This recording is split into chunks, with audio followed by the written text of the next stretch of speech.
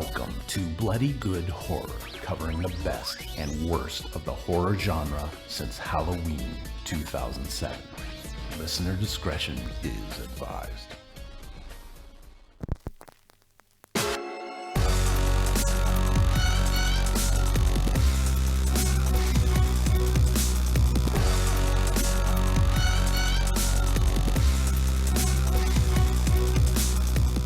Hello everybody and welcome to the final episode of Bloody Good Horror in 2016. My name's Eric, I'm the editor-in-chief over at bloodygoodhorror.com. Joining me tonight, first up, he lives in Chicago, he drinks beer, he's standing in front of a hell of a holiday hearth there. His name is Joe. Going full out tonight. Joe surprisingly choosing to show his face around these parts after Beer Pick Gate 2016 when it was discovered that he's repeated several beer picks. I think I'm the one that cracked that wide open. Yeah, you were your own Woodward and Bernstein. He was breaking his own luck. Of one. He was Deep Throat and Woodward Bernstein all in one. Just like college. Next up on the show, he builds bloodygoodhorror.com. His name is Mark. And boy, are my arms tired. Mark, no current scandals that we're aware of, so you're welcome. Thank God. Next up on the show, published author of horror fiction, co-host of the Instamatic, coming to you from Indiana. His name is Casey. Hi! Sorry, I was pouring a beer. You caught me off guard. And finally tonight, Scandinavian everyman, Duke graduate, business manager at bloodygoodhorror.com. His name is John Schnars. Are you implying that I am everyman in Scandinavia, or just an everyman who happens to be Scandinavian? I mean, the Scandinavians are everywhere these days, right? True. They're pretty prolific, so... Okay, so we won't split hairs. You're asking a Great to be lot. here. You're asking a lot of this analogy, so... He's all Scandinavian. Happy to be part of the show. Over the weekend, we added one Steve Zahn to the Twitter list of people who look like John Schnars. Congrats. I think you're using the word "we" a little liberally there. The description reads, a list of people who look like John Schnars. He's using the not often used singular we. You wouldn't understand it. It's like it's a Spanish conjugation thing. It's the we with two eyes. It's a whole thing. So yeah, I'm using it in the Nintendo Wii form. Holy shit. We are here tonight to do something fancy, John. You want to tell us what we're doing tonight? Eric, we are going to be counting down the bottom 3 films of the year as voted on by the colleagues here at Bloody Good Horror. That is those of us on the show and all of our fine esteemed writers. And then we will be counting down the top 10 films of the year as voted on by that well-regarded crew. So it should be a good show. We'll lay down the ground rules, I guess, in a few minutes. But looking forward to it. No pinching, no biting. No promises. Biting is totally on the table in this. Nibbling. And butts. And Mark, as a counter thing to this show, we are also doing things on bloodygoodhorror.com. Yeah, for sure. So if you've been checking out the website in the last week or so, we've started posting our individual lists. So our final list, and John will give you the more detailed rundown, is an aggregation of all of the individual lists, but we gave everyone a chance to kind of give their picks and give their reasoning. And as we'll get to, it's actually a pretty diverse set of choices this year. We had a lot of like movies that were in some people's top, but in some people's worst movies, and it's been kind of a cool year. There's a huge diversity of opinions. So if you go to bloodygoodhorror.com, there are new ones every day. We've actually now if you're listening to this live, we have about 6 left. So we're going to be posting 3 on Thursday, 3 on Friday, and then I believe on Saturday is when the grand total post will go live. When does my list run? It could be tomorrow if you want it. It could be Friday. Sure. You let me know. Let's do it tomorrow. Could be never. Yeah, I think I want to run Joe's by itself because it is it's movieguide.org stream of consciousness. it's really something else. I did read Joe's. I didn't read all of them, but if it was anyone else, I would tell them to rewrite it, but I just can't. I just can't. So that's worth checking out. bloodygoodhorror.com. So if you look at the main feed, you'll see them in the main feed, but also look for Black Phillip's face on the front page of the site, and that'll link you into all of the lists so you can go through it. And they're definitely worth reading. Like I said, there's a huge diversity of opinions, and you kind of get to see the justification behind people's picks. If something comes up that you think seems kind of crazy, you get to read a little bit of a justification. Are you suggesting that there are different journalistic standards for Joe's writing? Yes, definitely. We may have he's just in a category of his own. We may have just uncovered Joe's second scandal of 2016. The Joe rules. Did I tell you that I voted twice this year? Oh, Christ. Did I tell you that I wrote you in for a presidential pick this year? I'm not even kidding. John, I know you could have been better. John, so go to bloodygoodhorror.com, check that out. John, also quickly here, before we reflect back on the year rather that was, and I know you're doing a lot tonight, so I don't want to strain you too much, but could we talk a little bit about the theatrical slate that we're about to run into?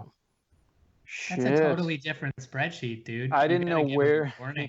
I didn't know where you were going with that, but yeah, we certainly can. So we are going to take next week off. We're going to give ourselves a 1-week breather here after the big show, but we're going to hit the ground running with Underworld Blood Wars, aka Underworld. Emphasis on hit the ground. That will be episode 408, I believe. Did we decide 407? Yeah. Yes, Mark. The bodies will hit the floor. You are correct. I did not confirm before the show whether Amityville: The Awakening is actually coming out that week. Does anybody know? I can't imagine it is. I haven't seen a single trailer. I don't even know what that is. Yeah, I haven't seen a trailer for it. Booted. Well, it had originally been slated for 2016. It got booted into the beginning of 2017, and I have not seen a trailer either. I think we have seen trailers. I thought I remember actually discussing trailers with you guys, and now it disappeared. That's a great sign, though. I mean, listen, it's totally possible that we did. It is not listed. There is something called A Monster Calls, but I think that's like a not horror movie. Instead, though, the week of the 13th, we will be treated to a little film known as The Bye Bye Man. It's got its own Snapchat filter. My wife was showing it to me. Yeah, it does. It's gonna be good. It's gonna be choice. I think we're gonna really be kicking off 2017 with a bang. I saw Amityville: The Awakening is now coming out June 30th, 2017. All right, very good. I saw we got a tweet from Izzy though, from about Bye Bye Man, asking it was a newly formed poster for Bye Bye Man, where they called it the Pee Pee Poo Poo Man. That's going into the video. That just went into the video because that's awesome. It says, "Say his name. You won't be laughing when he kills you. The Pee Pee Poo Poo Man." That's like right on our level. That's real funny. Yeah. Pretty awesome. That's comedic masterwork. Well. That's a comedic masterwork on several levels. Yeah, if you want to have a drinking game for the Bye Bye Man episode, drink every time we say the Pee Pee Poo Poo Man, because it will be every time. The Pee Pee Poo Poo Man.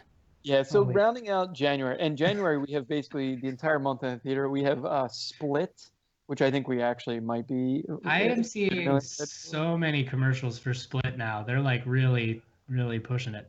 Yeah. Are you seeing so many commercials for Resident Evil Final Chapter? Because no, I'm not seeing any commercials for Resident Evil Final Chapter. You know what? I actually did see a commercial during the football game yesterday for Resident Evil. So it was playing before Star Wars too. It's getting choice. Yeah, so it's going to be we are going to have a big start to the year. Lots of theatrical stuff. There's a bunch more too. Like basically the first 3 or 4 months are like straight theatrical. So should be interesting. Pretty excited. Yeah. Pee pee poo poo. Pee pee poo poo, man. I mean, I think I have a pee. I wanted to do a quick shout out, Eric, for Patreon because it is it's the giving time of year, and I wanted to thank all the people. We should thank all the people who supported us on Patreon this year. We got a bunch of new supporters over the last couple of weeks, so we're gonna have some new Patreon rewards going out as soon as I'm back in New York at Shipping Central. But yeah, it's a great way to support the show. And and for as little as $1 a month, it actually helps. Yeah, no, I mean, like, a lot of this stuff that we do. We've consistently throughout the year gotten emails from people that said, "Hey, I just found your show, like immediately became a patron and started burning through the back episodes." So those notes have been really great to see and encouraging. So thank you to everybody, like the people who supported us from the beginning last summer and the newbies we've picked up along the way. It's been a frighteningly successful year for Bloody Good Horror in 2016. Well, we almost don't know what to do with ourselves at this point. The thing you can always do, even if you don't want to be a patron, that's totally fine. We are happy to have all of you here listening. Tell a friend. If you've got a normie friend who's just getting into podcasts and you want to just like really weird them out, or if you know someone who's into horror movies, like, feel free to kick the podcast their way. We would appreciate that just as much. We do like to call ourselves the show for normal weirdos and weirdo normies. So, I think we have crossover appeal, John. I think of myself as crossover master. So yeah, take that for what it's worth. Much like a Carrie Underwood, Bloody Good Horror crossover. I was gonna say Alan Iverson. That's a different kind of crossover. But more my speed, Mark. Thank you. I've always thought of Mark as the Bo Jackson of the internet. Sure it is, Schnars. Sure. I've never thought of myself as that, but now I do. We got a lot of ground to cover tonight, Joe. Yes, sir. While we cover that ground, we'd like to make sure that we're as drunk as possible. So why don't you tell us what we're drinking tonight while we review the movies of 2016? So for the year-end show, it's kind of weird. Like, we're obviously not watching a movie, so pairing a beer with this episode is a little different. But I decided to pick a beer that Mark and I actually enjoyed together. And it was kind of my favorite beer that I discovered this year, and it was magical. It is from the good folks at Salamoth Brewing Company out in Naperville, Illinois. And this is a beer they call the most important beverage of the day. Yummy. This is a limited release they put out once a year. They're actually doing pre-sales for it right now, and I think in February you can pick it up. It is a coffee stout with sweet orange peel mixed into the mash, which sounds a little interesting, but really, like, coffee is the big flavor that you get in this. It comes in at about 7.2% alcohol, so it's up there. But it comes in a 22-ounce bomber, and I think, Mark, you picked up like 2 of these. I had probably 2 in one sitting. And just all around one of the best beers I've ever had. If you like stouts, especially if you like a coffee stout, like, this is one of the best out there that I've had in many an eons. If I was smarter, I would have picked up a dozen because I find myself thinking about it far too often. Yeah, I think Mark and I went to the brewery together and had a few beers, and we had it on tap there, and then like ended up picking up a couple bombers of it just because we liked it so much. Really, like, I can't say enough good things about Salamoth. I'm drinking one of their beers tonight. Everything they put out is amazing. If you can make the trip out there, I wholeheartedly suggest it. Their website is salamothbrewing.com, and definitely give them a look. So your theme tonight is, as we count down the top 10 movies, you're saying, like, this is a top 10 beer. 2017. Yeah, absolutely. Yeah, that's usually for the year-end show. I like to pick a beer that I had for the first time that year and really, really liked. And this was definitely the highlight of my year. Very nice. I'm dipping my toe back into the gluten-free beer market a little bit here. I tried an Omission Ale, and it's actually very good. Oh, I've had their stuff before. Omission's is that the name of the beer? Or is they brewery? That's the brewery, and that's like the line. And then I had the Pale Ale, I think. But they brew it totally normally, and then I kind of have to do some more research into it. But it undergoes some type of process to remove the gluten, so it's like more of a natural, normal tasting beer. It's pretty good. They just reach their hands in and like pull it out. I definitely had their stuff. I think back when I was on the East Coast, I don't think they make it out here. Like a pool skimmer, just right off top. Just throw that gluten their out. bottle has a magnet on the bottle. So maybe it's just magnets. No, the Omission Brewing. That's what their bottle is. How does it work, Schnars? How does it work? I don't know. I don't know. Fucking sorcery. I don't know. All right, guys.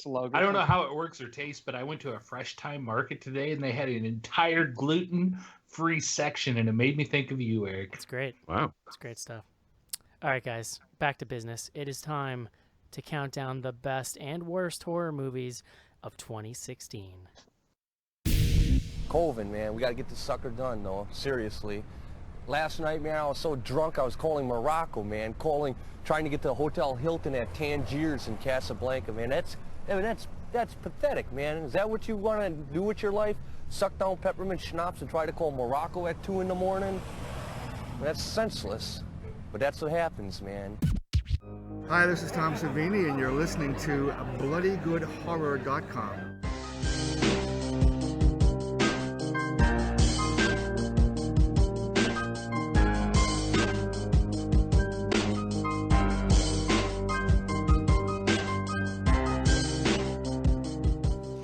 This is it, Jennifer. Your big breaking TV. From the prime time, bitch. Main feature. And we're back. I am so excited, you guys. I think about this show all year long. Every time we see a movie, I'm like, I wonder where this will fall on my list. Yeah, but are you like Schnars excited where you're thinking spreadsheets?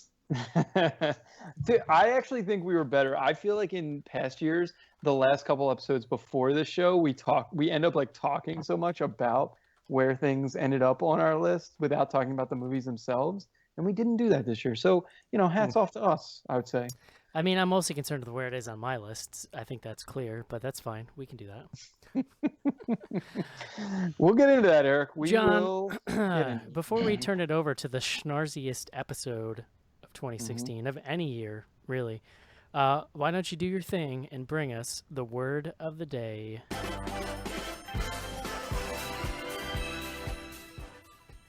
What you got? Eric, today's word probably needs no definition for Americans these days, but we're going to do it anyway.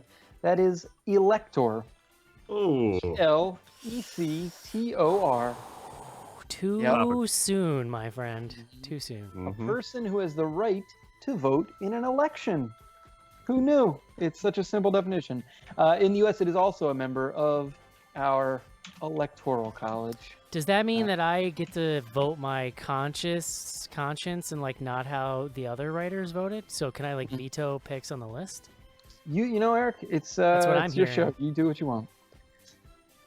I thought you would like this, though. The historical definition they give is a German prince entitled to take part in the election of the Holy Roman Emperor. Yes, I love that. That's great. That's right up your alley, John. German prince. Prince. I was in on that. So, does German Prince have a Twitter account? Should we add him to the list of Schnars lookalikes?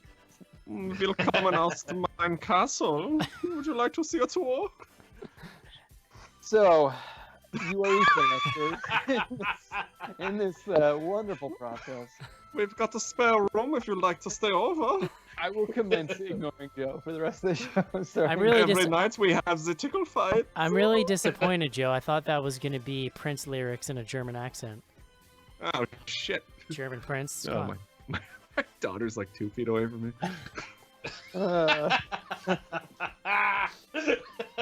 That's all right. She got the iPad on with the headphones. Mia, you like Daddy's iPad? It's fine. Yeah, it's fine. You could have it if you don't tell Mom. Let's move on. Okay. Is she watching the live stream? Shall we? Yeah, really. She was. She lost interest. Eric, would you like me to give you the rules? I would love to. While you do that, I'm going to be looking at pictures of German princes to see if I can find one that looks like you. All right, good. This is a great use of your time. All right, so as Mark mentioned, we had all of the assembled BGH crew vote on their top and bottom films for the year. We then compiled a weighted list where a rating of number 1 on someone's list is worth 10 points, all the way down to 1 point for a rating of number 10. And we do the same for the bottom. And then we mash it all together, and we come out with an amalgamated BGH best of list. I will say, having seen all the lists, I think the final list is very representative, not just of this crew here, but I think of the entire site, which is what we hope for. And as Mark mentioned, or I think he mentioned, it might have been on the pre-show, it's a really diverse list this year, which I think is great. and we will probably have some interesting conversations. Great. So the way this will work, we're going to start with the bottom 3. We'll try to whip through these. I mean, there's just really not that much to say. They're on the bottom. I will call on one person. Typically what I try to do is whoever had the film rated the highest among the crew here gets to speak for the film. Yeah, so we've done that before. I mean, that sounds whatever fair. within reason. I also tried to like diversify, so like it's not because like it could have been the same person several times in a row. By the way, since I will drop it after this, but I just have to say, in about 30 seconds of looking, I found at least 2 German princes that look exactly like you. So with that second one is pretty spot on. That could 100% be you. Oh, carry on. All right, you're ender. Let's go. I'm excited. Let's do it. All right. Mark. So we are starting with I'm clicking on Mark's link now. Okay, so explain to me. Okay, so we had It's a monkey who thinks he's people. So I'm trying to coordinate. Here the covers you guys sent me with the numbers. Okay, so B1, B2, B3, 1, and so one. Just tell me which one I'm putting up first. You want B3-1 and B3-2 because I don't know which one's which. Okay. Well, I'm not saying it. I'm not putting them up until you tell me because I don't want to. All right. So we had a tie. So the way that I break ties is total number of votes. So it's like total points and then total number of votes. There were still ties. The funny thing about the bottom films is we had 12 different films as the number 1 worst film of the year across the crew. We only had 14 people vote for bottom. I saw at least 2 of my top 10s on other people's worst lists so far this week, and only only half the lists have gone up. So he had, and I actually just did the count before the show. We had 6 different movies on somebody's bottom. What are you talking about? What? So, Joe, are you okay? The bottom. I bet Joe voted for bottom. This has seriously been gibberish for the last 5 minutes. The third worst films in a tie were Incarnate and The Darkness. And Joe, I will ask you to tell us about Incarnate because what is I believe I cannot because I don't even remember what that movie is about. Ah, shit. Maybe it was Casey. Wait, explain it. Which one is it? I could do that. Refresh me. It doesn't mean I didn't vote for it. I'm just Incarnate was our epic Aaron Eckhart flick that had to do with possession, but without the religion and the Catholicism. Mm-hmm. He was doing exorcisms with science. Oh, I didn't even see that yet. Really, that was like really boring, very talkative exorcism. Yeah, that was like 2 weeks ago. What's The Darkness though? Which one is that? Jeremy? The Darkness was Joe's worst movie. Sorry, Joe, I got him backwards. You picked The Darkness as your number 1 worst film. Was that the one with the Native Americans? Yes. I feel like like, did you just literally pick like 3 movies that you remembered that were like kind of not good? I put together this list like a month ago. How am I supposed to remember what I did? I mean, you supposedly remembered the movie enough to say it was the worst movie of the year. Yeah, well, Kevin Bacon and his like gross, like burnt victim face. Like nobody wants to look at that for 2 hours. He also, to be clear, he did not wear any makeup in this movie. You are just describing his actual face. He also went real heavy on the shoe polish hair color in that movie. There was a lot going on there. I don't like looking at him anymore. And do you remember also they were like the worst family on earth. They're like, why are these things happening to you? And as the audience, you're just like, because you're awful people. Yeah, like they just like nobody was likable. Everybody was obnoxious. Kevin Bacon looked like a burn victim. Like nobody wants to watch that. Nobody wants to pay $8 to sit and watch that for an hour and a half. It's true. It wasn't good. Joe, there were a couple other folks who had it on the worst list. You were not alone. Yeah, you probably shouldn't call on me for the rest of the night, John. Let's be honest. We'll keep it tight. Joe barely knows where he is right now, let alone movies he's watched this year. So in number 2, at second worst film of the year, was the film Shut In, which actually was the one film that didn't receive a worst vote, but it had enough total votes to get it into the top of the list. I actually had it the highest out of this group, and that movie was boring as fuck. It was. Just, that's all there is to say about it. That one guy, her doctor, just cashing a paycheck. I think my comments on my official flat. I think my comments on my official list at bloodygoodhorror.com, because I put this at my second worst for the year, was you guys forgot to wake me up after this was over. Man. I mean, there's like a universe job, where right? it's not. There's a universe where it's not that terrible, but they just did a lot of things wrong. You know, looking It at sort of it like suffers the cardinal sin of just being like so unremarkable, it then becomes bad. Like it's not good, it's not horrendous, but it's like you're not even bad enough for me to make fun of it so that I can enjoy myself. Yeah. The other side of the door didn't make the bottom 3.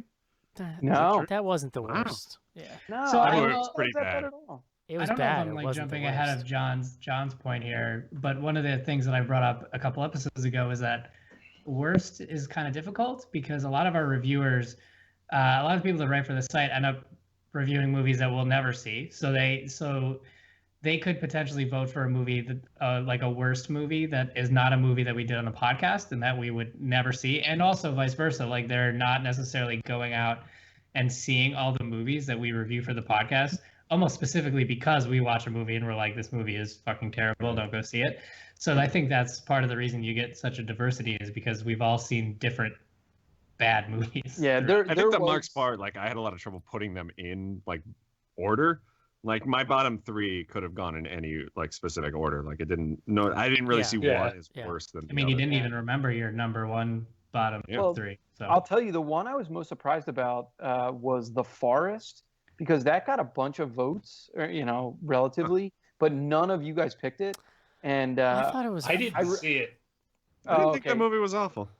I remember listening to the episode, and you guys pretty heavily ragged on it. Yeah, I don't think I didn't see it in the theater. I wasn't on the episode, but I watched it late. For me, it's the anger meter, right? It's like thinking back.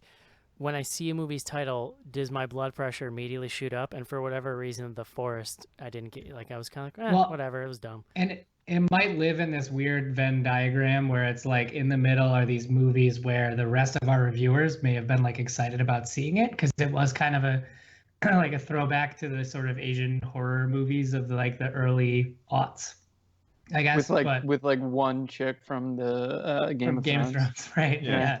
So maybe that's just the like more mainstream movie that a lot of our reviewers saw. It's kind of an interesting. I do like. I thought that there were far worse movies this year for sure. Well, so quick aside, and somewhat of a funny story, because this is not our worst film of the year. I will get to that in 1 second. Eric and Mark, you had the same worst film of the year, and you were the only 2 people to vote on it. Wait, which I was really surprised. And what's that? Wow. I should pull my list up probably. So Eric and Mark, you both had Phantasm Ravager as your worst film of the year. That was not the number 1. That was not number 1.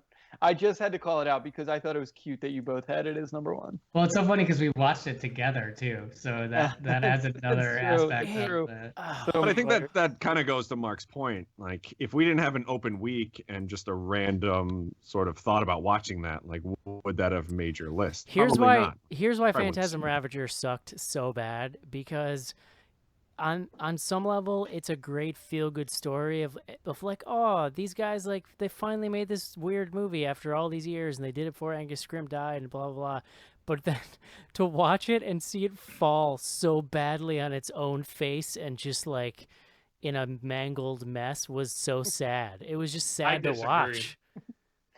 I actually said that. I actually had a couple best lists, I think. I had Phantasm Ravager as probably like my number 8, I think. What? Somewhere in that area.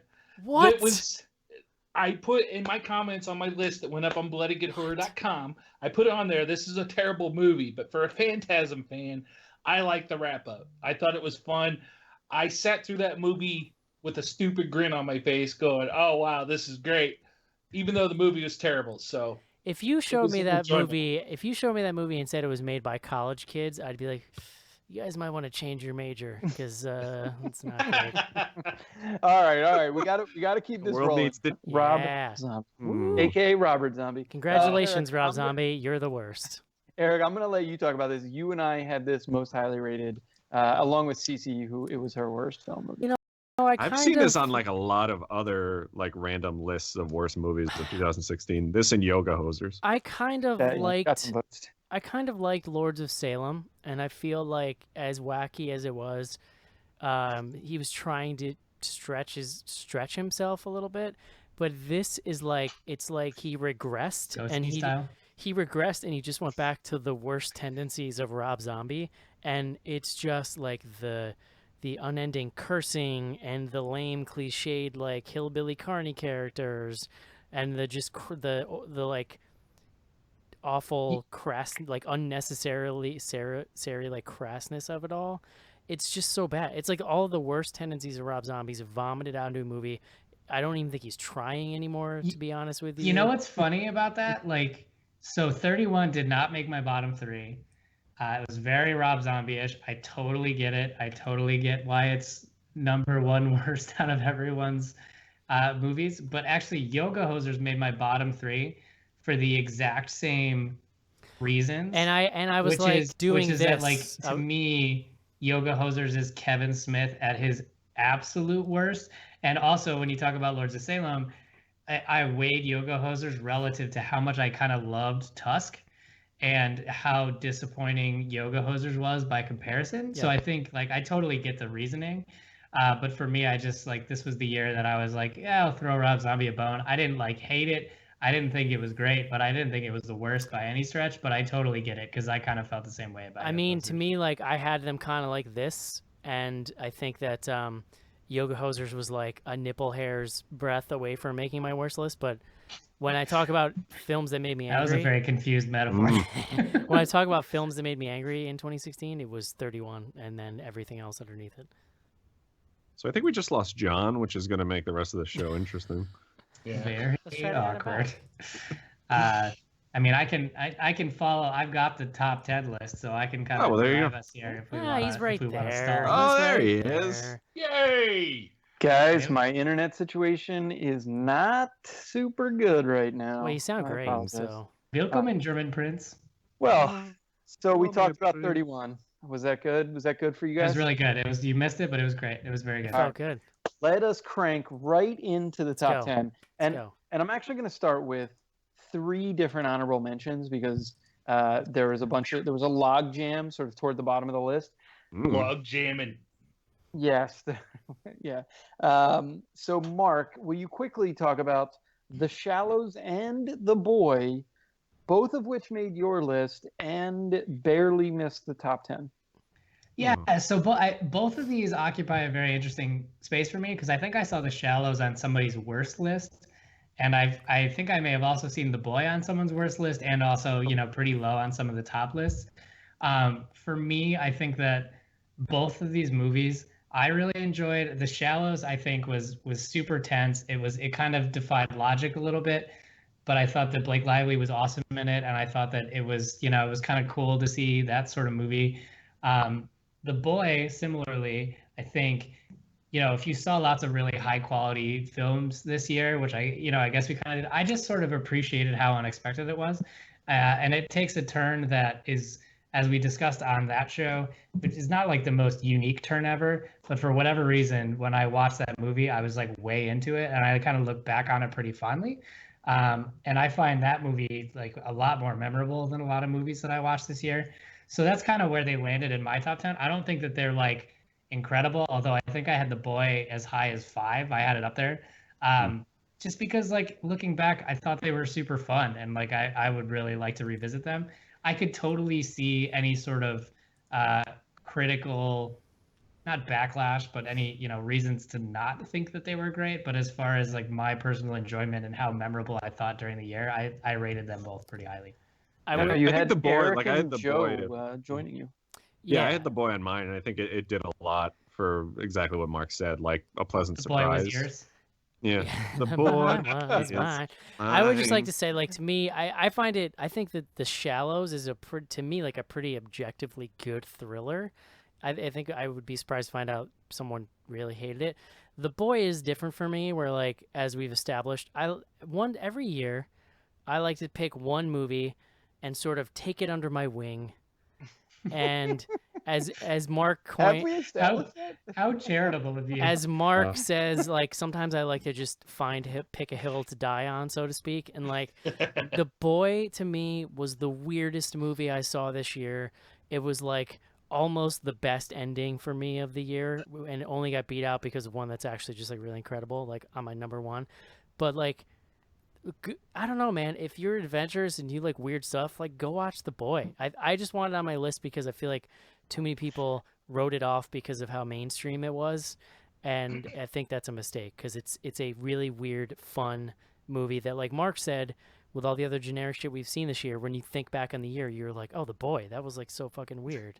Well, see, that's another one. If you're not ready for it, it could, I could see how the sort of twist in The Boy could be off-putting, like if you weren't, but I was just of the state of mind to accept whatever silliness sort of came to pass with that movie. See, The Boy, but is it like, I don't know, I didn't think that the twist in The Boy was silliness. Like, to me, it was like, oh, well, it was crazy. That's what it was. Crazy Town is what it was. Yeah. Casey, go ahead. What were you gonna say? I was gonna say The Boy is another one that I didn't get to see this year. I was not on that episode, and I didn't get to cram it in before the end of the episode. And it's one that I always kind of forget about when we look back at the list. It's like, oh yeah, that did come out this year. But hearing you guys talk about it, it's actually got me fairly excited because it sounds like it'd be fairly up my alley. Yeah, it was the most. I want to go ahead and say that I think that it would be one of your favorites if you saw it. Nice. I did not see it either, but I will tell you that Evan had it as his worst film of the year. Well, so I forgot. So when he was on the episode, yeah. Right? So yeah, I was reading Evan's list and suddenly had this flashback that Evan was on that show and he got really upset that I was defending the movie, like too upset. It was good. We had to have a talk. It's a good throwback list if you've got the classics. We should say, sorry, we need to move on, but a quick sort of inside baseball. Evan is on shows from time to time, and he, because of his professional obligations, he doesn't really get to write for the site, but he gets to do Let's Plays, and he does have a list on the site. So if you've been missing Evan's stuff, go to bloodygoodhorror.com, and his list is up and ready for consumption. Or if you're missing Evan, he does a lovely Real Housewives podcast. That's true. All the friends of the Real Housewives. All right, Schnars, let's try to get into the actual top 10. Well, so we've got one more honorable mention. I will talk about it very briefly because I thought it was interesting. So this movie, The Wailing, is a Korean film. It was only voted on by, I believe, 4 people, but several people had it in their top 5. And that was enough to kind of kick it. In fact, it had a second and a third. That was enough to kick it all the way up to the honorable mention category. It's a movie that I think we kind of discussed, like there's stuff we don't get to on the show. And it's one of those where I'm very curious to go back and watch it myself now, given that it actually did really well with some of our writers. And so, might be something worth checking out. What's the chances of that showing up on Sophistical, John? I think we talked about it. I don't remember why we didn't. It is now available on Netflix, so it's streamable if anyone. Yeah, when we were doing the mad dash to sneak in movies that I missed throughout the year, someone said that movie was 2.5 hours long or something, and I was like, yeah, it's almost 3 hours. I don't know if that's gonna happen. But it sounds sweet. You should read the description, and it actually sounds legit. All right, are we ready? I think I saw Joe run to get a beer. Should we give him a minute or what? Nah, fuck it. All right. So, moving into the list at number 10, I am not a serial killer. Okay. I will kick it to Casey, who had this most highly rated of the crew here. Yeah, this was my number 2. Wow. I really like this movie. It had a great atmosphere. I really liked the creepy kid in it. It kind of unfolded in a way I did not expect, so the ending was a little bit surprising to me. So, yeah, this was pretty highly rated for me. I like to get away from the mainstream as far as my list goes when something surprises me, and this one's really surprised me, so I'm kind of surprised to see it as low as it is, but it's still in the top 10, so you can't really knock it. Yeah, I mean, so I had this pretty high on my list as well. It had 5 total votes, but again, it's another movie that even though it didn't have a ton of votes, it got a lot of really high rankings. So I agree with you, Casey. I actually really liked it. I like the tone a lot. It was definitely something different. It was different than I expected, and it kind of went to some interesting places. Yeah. I had it at 10. Not because I thought that it was the least remarkable of my top 10, but I just felt like I had a pretty packed top 10 this year, which I don't know that everybody felt that way. Very unique. But yeah, I mean, I really enjoyed it, and it's certainly one of the more memorable movies of this year, if you could say anything about it. I mean, there's maybe some things to some sort of logical gaps to jump over, but as far as like being memorable and being interesting, I thought it was great. It was a really interesting character study with the lead actor they had, is that playing the kid with his mental condition and kind of his sociopath tendencies and stuff like that. It was an interesting angle. All right, let us move on to number 9. The film is Neon Demon. So Neon Demon, very similar to I Am Not a Serial Killer, had 5 total votes, but it had 2. It was second on 2 different people's lists. You can likely guess one of them. I actually had it. I was the only one to rate it out of the crew here, so I'll just say I didn't have it really high on my list, but it's a Nicholas Winding Refn film. It's overly stylized as you would expect. And it does some really interesting things. I think for me, we actually did an episode on it for Fisticle with Casey that ended up disappearing into the ether. We did end up talking about it on a subsequent episode. But it's a movie that when we talked about it, I didn't love it, and I've like kind of ended up thinking about it a lot more than I thought I would, and it kind of stuck with me more than a lot of films did, and that's why I couldn't keep it off my list. So, all right. I didn't see it, so I think that was one where a lot of the BGH crew didn't actually see it. So maybe that was. I do wonder. Yeah, I'm thinking the same thing. I do wonder if it would have been higher. I do know that it made at least one worst list, but name names. No, go to bloodygoodhorror.com and find out. I'm not going to rat anybody out.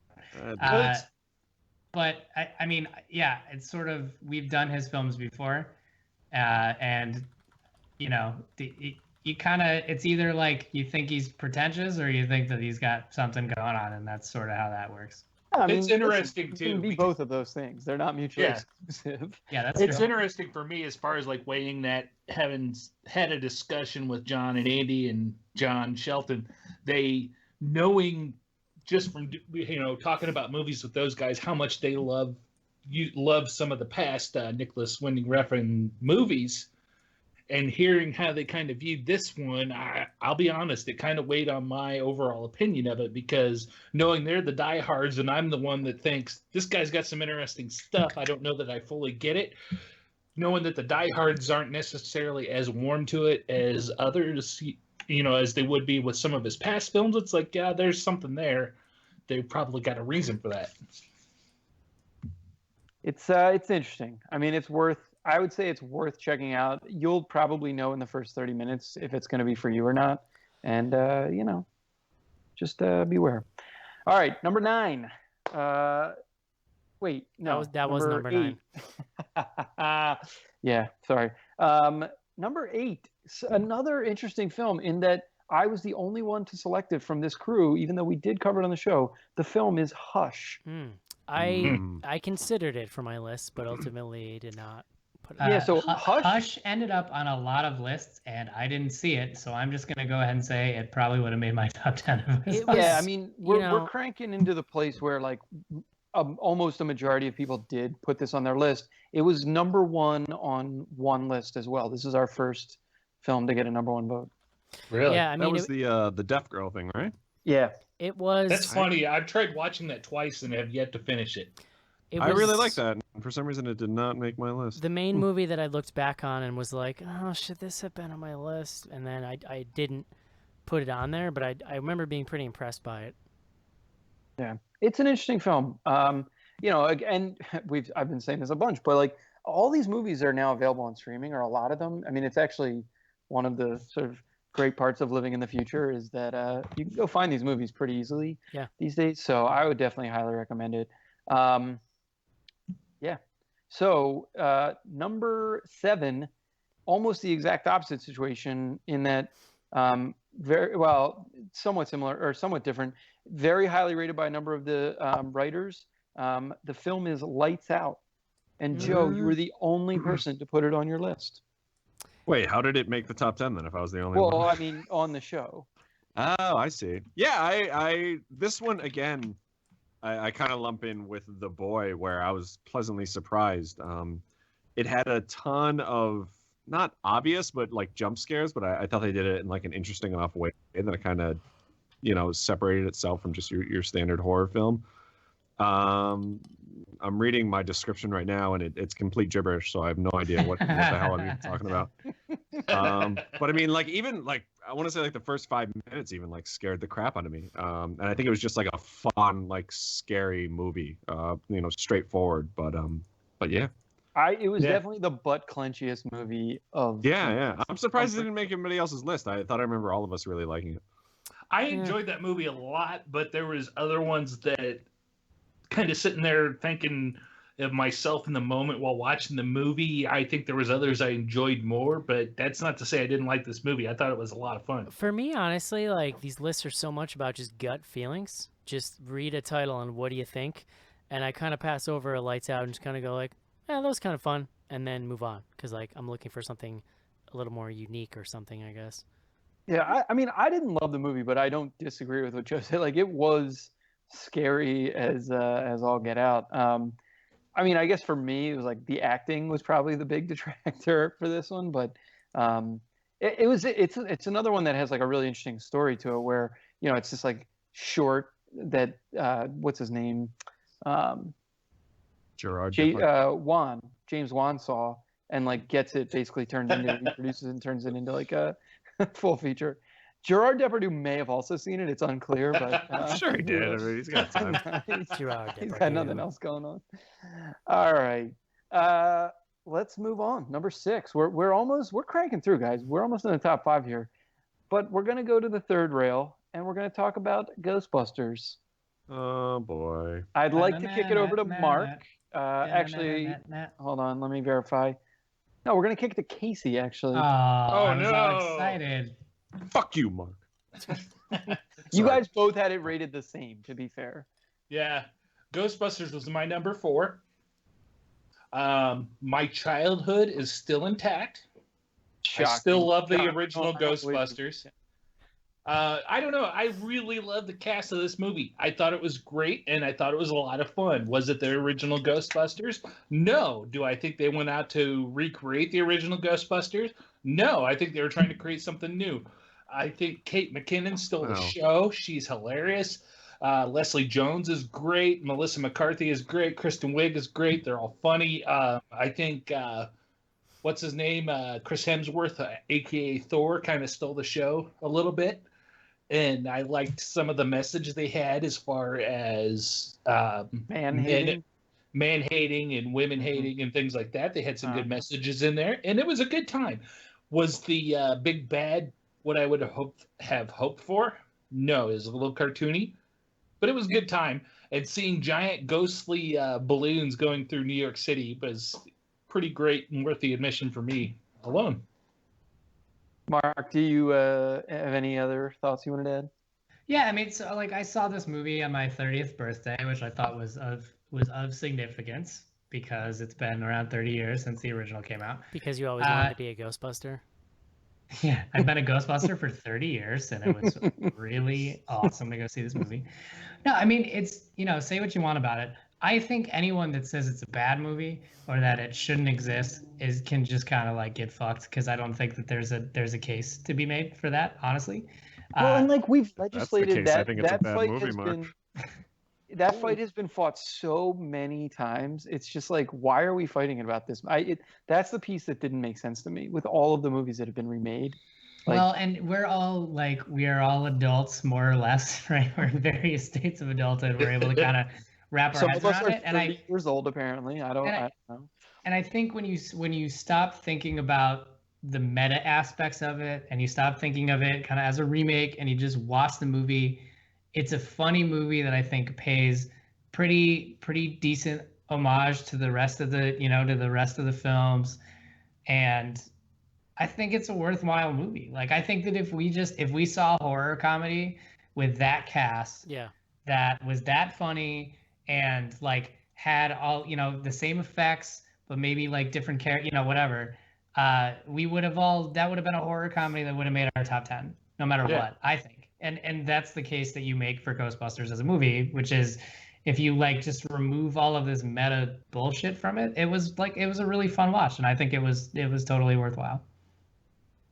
Yeah, I ended up not having it on my list. I really, really liked it, and it frankly was like an issue of like I sat down to make my list, and I was like, wow, there's actually a lot of movies I really, really like this year. Yeah, it was the same thing with me. It fell off like right at the end, frankly, but. Yeah, so I mean, go back and listen to our episode on it. We had we talked about it in depth. But yeah, I mean, there's a case to be made. Is it a horror movie? Is it not a horror movie? Like, it's enough of a horror movie to make our list. We've done Ghostbusters episodes before. It's important to horror fans. Like, First episode I was ever on was the Ghostbusters episode. I mean, it's amazing to me. We posted the list. Double ruin for childhood. I will.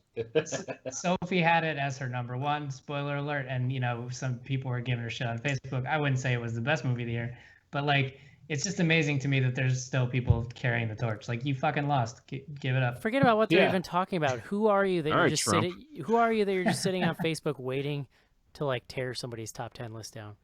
Like, I don't know. I mean, I've shit on plenty of top something lists. And who cares if it's Sophie's number one movie? I mean, there's reasons that it's going to mean more to people like her and Cece and stuff than it is for us. I mean, at the end of the day, it's Sophie's choice. I mean, she can pick whatever she wants. And scene. Moving on to number 5. Lovely. Joe, I'm actually going to call on you here to talk about The Invitation. Oh, hey. Yeah, I mean, this movie actually surprised me because it was probably the smartest movie I had on my list. It was pretty slow right up until, I want to say like the last 20 minutes or so. But like really great tension because I didn't read a ton about this when I watched it, but knowing that we're watching it for this podcast, I knew something was going to go down. So there was, sort of that tension building as time went on. And I thought the payoff was great. So yeah, I really enjoyed this. And I think if I remember right, everybody else did too. Yeah, I had this pretty high on my list as well. I really liked it. It's another one of these. It's a movie that feels like we wouldn't necessarily have gotten to see it like in the past. Like it would have been this like indie thing that kind of like floated around, but now in this like universe of Netflix and Amazon and shit, like this got snapped up and it got like really good word of mouth buzz. I've heard a ton on like random like other podcast people talking about this. Like I think it's gotten a really when I think of it's that, built a lot of steam. When I think of that movie, there's like one scene that sums it up really great, and it's the scene where the guy from Fargo says he's got to ask the woman something that's leaving, and he like goes outside and there's this like awful 2 minutes of tension where you think he's like out in the driveway murdering her or whatever. There's just a lot of great little moments like that in this movie. Hey Joe, I think your daughter's choking. Yeah, I know. I gotta go, guys. I'm sorry. She's fine. Yeah, so I should have mentioned. So basically, the way that this all netted out when we tallied up the votes, there was a ton of bunching at the bottom where there was a bunch of random movies that had a handful of people voting for them, some highly, some not as highly. We're now at a point where the top 4, basically they all had more than 12 votes, and there was very clear sort of like stratification where you went from this sort of like bottom 6, let's say, and now all of a sudden in the top 4. Like almost near unanimity among not just the sort of OG crew here, but a lot of the new class, as we call them. Before we get into the real serious top 10, can I just give my one honorable mention of the year? Oh God, Eric, I know where you're going here. And I want to like warn you against it, but because I just want to say, like, I don't want to sully the end of the list with talking about this because I realize nobody cares except me. But this is the perfect time because my number 5 was Pride and Prejudice and Zombies, a zombie love story. I haven't seen that, and I gotta say, if I did, it would probably be on my list too. I'm not gonna lie to you. That was on my short list as well, and it ended up not making my list. But I don't think you're crazy for having it on your list. Well, thank you, Schnars. I'm not gonna lie. I started making my list, and I'm pouring down the names, and I'm like, man, this is kind of a weird year. And then I saw this title, and I went, oh, that came out this year? Because in my head, I guess I just thought it must have been early. It must have been like January or February or something, because I just thought for sure that was last year. But anyway, that was like my kind of wacky left field pick, and I would like to give it the old Eric honorable mention. I took two films under my wings this year. As much as I hate to encourage you, it didn't make my top 10, but it was a lot of fun. I will say that about Call it the Hansel and Gretel Witch Hunter Award. Oh my god! Sure, I love that so sure, yeah. Somewhat similar in some ways. Here, well, while Eric, that's a good interlude because I will give you everybody else's weirdest pick, and when I say weirdest, I mean like movie they voted for, but not many other people did. Okay. Casey, you were the only person to vote for Baskin. Oh, come on, man. I hated that Yeah, movie. I've noticed also that. had it at number 5. That movie upset me. I did not like it. I love that movie. Yeah, no. It's weird as hell. Like, I'll give you that. But for me, especially in our line of work where we're watching all these movies, it's rare that I can watch a movie and say, what the fuck did I just watch? That's a good thing. Yeah, I mean, there's a case to be made that it could, like, what the fuck, it's way pretty high up in your list. Yeah. Yeah, no, I mean, that you're not crazy. Again, like, I don't think that's crazy, but it didn't make my list. Most highly rated. That was your. Now, Mark, though, you did not vote for a single movie that no one else voted for. So congrats. Well, aren't you special? It's because Mark's a people pleaser. It looks like I actually did not vote for another movie that someone else didn't vote for either. Mine, though, was Train to Busan, which just me and John Shelton voted for. Yeah. That's all right. Yeah. Yeah, I like that movie. And then Joe, I will give you. Oh, you know what? It's not that high on your list, but I'm going to give you They Look Like People to discuss. Yeah. I am reading my top 10 list right now, and I'm shocked that I put that on there as well. We're gonna get to some movies that Joe did not put on his list. That This just in, news to Joe. Because when I was looking at the list of movies that we saw this year, I watched that trailer like 5 times, and I'm like, did I see this? And I'm like, I think I did. I think I liked it. Let's go 9. I've seen that on some like kind of like year-end. Joe, do you know why you're here? It was all right. How why about this, Joe? Are any of us here? Comic relief. Joe, your number 2 film of the year did not make the top 10. Was just Blair Witch, not the Blair Witch. Blair Witch. Oh, did other people have that? Because I feel like that probably didn't get a ton of. I had it on my number 6, I think. It was not Casey, not on my list. Did have it. I honestly like, and it's probably along the same lines as Lights Out. I left the movie theater like so nauseous from being tense that like I called Leslie and I'm like, I don't think I can do this podcast anymore. Like I think I'm done. Like I'm out. Like I feel like I'm gonna throw up. Did you literally say I'm too old for this shit? Yeah, I did. Like pretty much. I was like, I think I'm just too old. Like I can't do this anymore. I'm not gonna lie, Joe. I've had a few of those loved moments. Lights Out, which like basically, maybe. I feel like based on my list, I'm slowly getting to the point where like I'm gonna start liking Adam Sandler movies again. Like I'm just like, I used to when I worked at a video store in high school. These guys used to come in and like rent like the knockoff movies of like the blockbusters that were out right now. Like the direct-to-video versions, and they'd be like, "Yeah, whatever, I'll watch it." I feel like that's where I'm getting to. Just like whatever, I'll watch the direct-to-video. I will say, Joe, whenever we review like really gross out or like movies that are trying to shock you, I have this moment where I'm like, I'm too fucking old for this shit. I don't want to see these movies anymore. I'm with you, Joe. Exactly. Like there's certain, especially like it's those like Paranormal Activity, really tense ones where I'm like in the theater for an hour and a half feeling like I'm going to throw up on myself. Like even if they're bad, it's like I'm tense and I'm nauseous and I don't like this.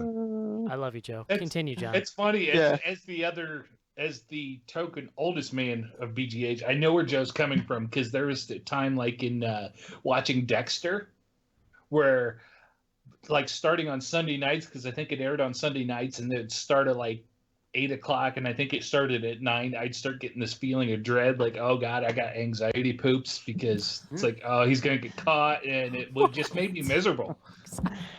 You can just not watch. It's fairly straightforward. Schnars, I don't mean to direct your show, but you need to get this back on the rails, buddy. Let's get this back on the rails. So yeah, really quick, we just talked about The Imitation. That had 1 first place vote. from one Chris H. Sophie had Ghostbusters at number 1, and I had previously mentioned Hush got a first place vote from Andrew. So at number 4 is a film that had the most votes but did not get a first place vote, and that is Don't Breathe. And I will ask Eric to tell us about it. Oh, did I have it highest? I had it at number 3. Yeah, you and I believe Mark had it at the highest. Yes. To me, and Joe. To me, there were my top 3 movies. Like, there was no debate to me this year. Not even the order. Like, I just immediately knew, and or top 4 rather. Sorry. Don't spoil the rest of them. Yeah. So anyway, I just confused myself. Anyway, to me, Don't Breathe is like, it was what I'm always been saying the last couple of years is that we're seeing too much supernatural stuff, too much possession, demon, like, and to me the antidote to that is this type of very like real life corporeal threat thriller type of stuff, like almost what I would almost call like an old school terror film kind of. And to me, this hit that mark like so perfectly. The setting was genius. The casting was great. You know, like just having everything be locked inside of this abandoned, well, not abandoned, but this like abandoned Detroit neighborhood in this dilapidated house. The blind guy, like I think that you had a fear going in that it was going to be kind of like exploitative of the blindness. And I think it did a pretty good job at dancing around that. I think that towards the end, there was a moment much discussed on the show that like potentially tanked this for you know, a little bit. But overall, when I think back, like Joe talks about like butt clenchy moments, to me, it was probably, with the exception of my number 1, the most tense I felt in the theater all year, kind of hands down. So yeah, I mean, I went back and watched this. I wasn't on the show, and I went back and watched it. So Casey, I don't know if you saw it, but you were the only one who didn't have this on their list. Otherwise, Mark, Eric, and Joe, very strong agreement in terms of this movie. I had it at like number 3.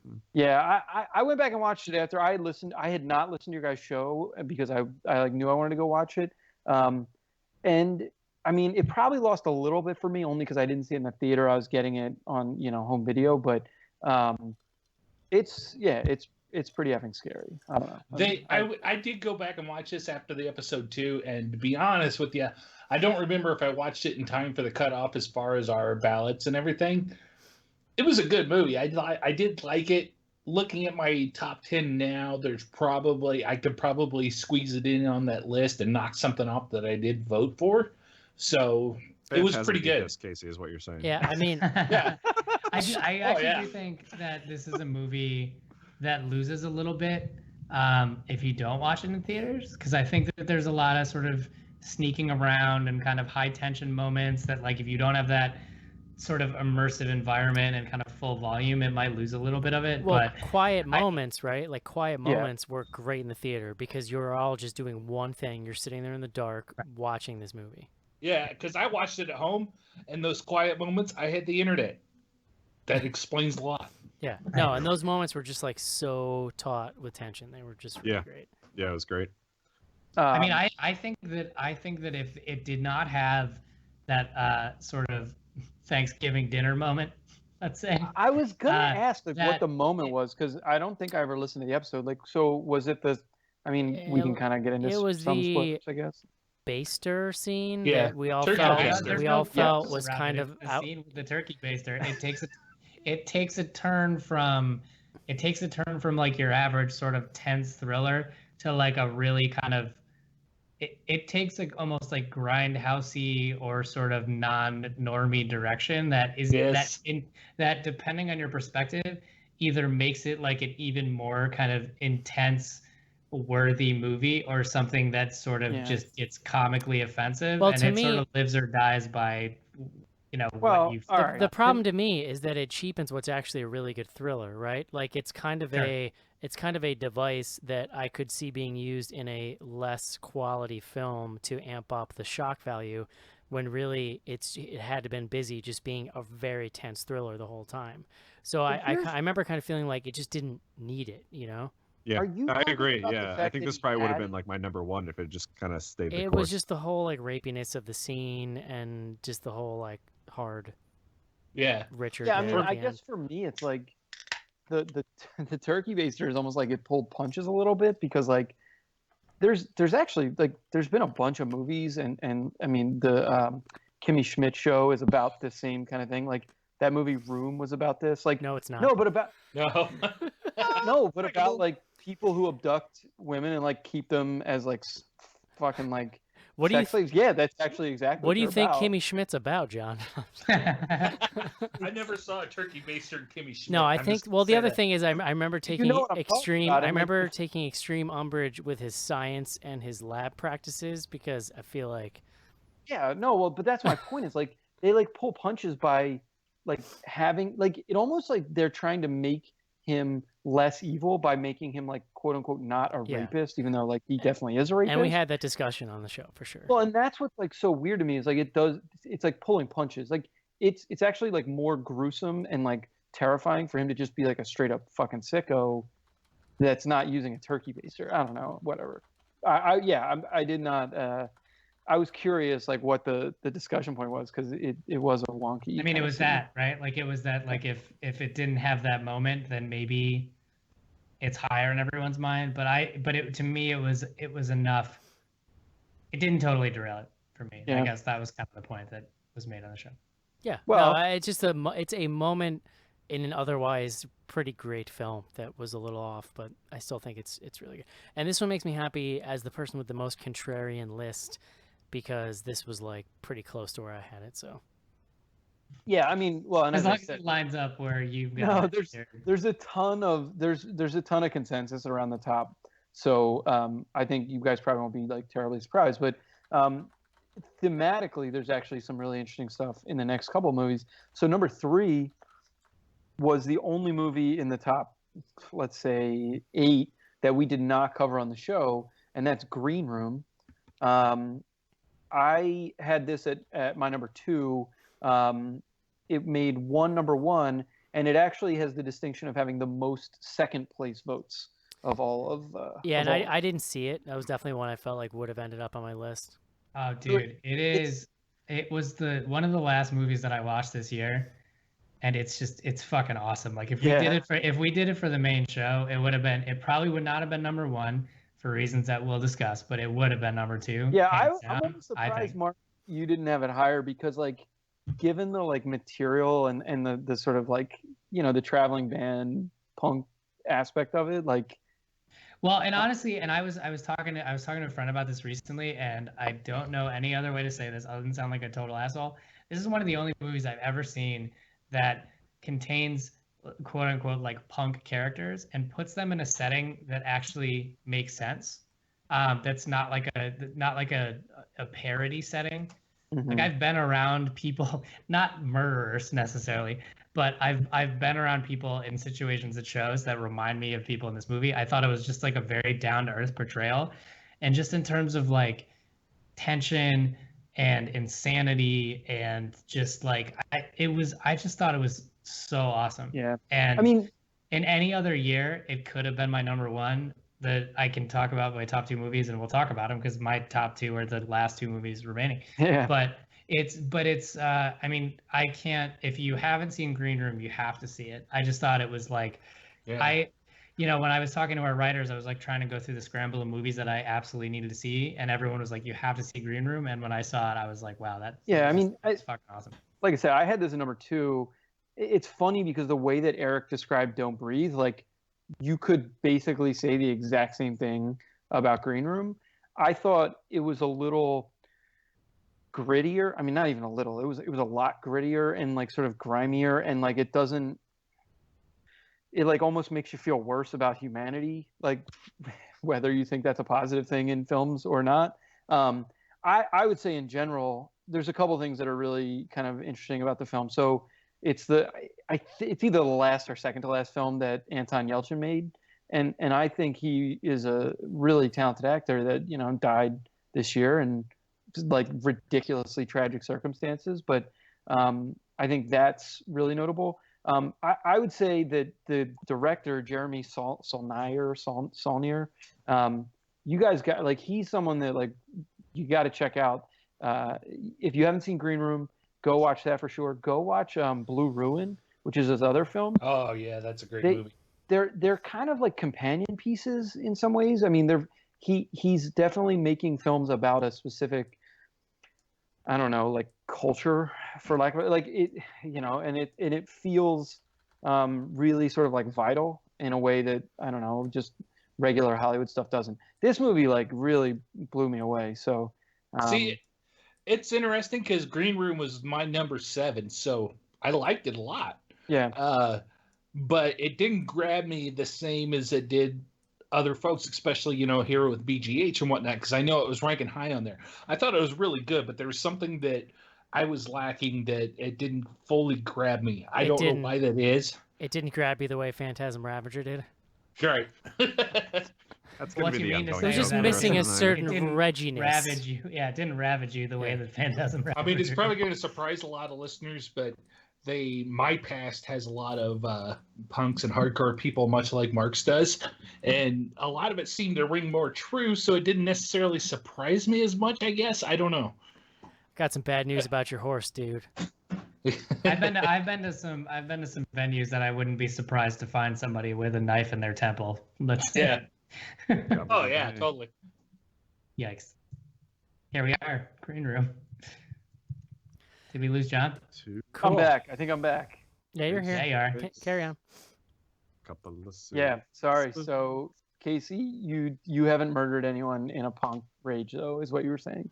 No, but I've watched people I was get unclear. The shit kicked out of themselves. No, but I've watched people I was unclear as to what Casey was saying, for the record. I just dropped off. I didn't. He's hear. seen some So, shit. I think. I've known a lot of those types of people as well. Let's say that. It's I mean, listen, it's a really grim film. I think Eric and Joe, if you guys haven't seen it, like definitely go watch it. It's on the list. It's so No, I haven't.